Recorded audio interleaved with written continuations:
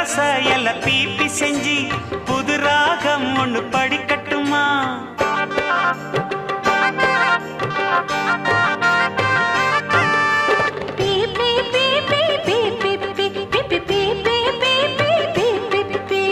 ஐயனாறு வெள்ள குதிரையில ஐயாவும் கொஞ்சம் ஏறட்டுமா? குதிரை வாழ புடிச்சுக்கிட்டு கூட நானும் வரலாமா?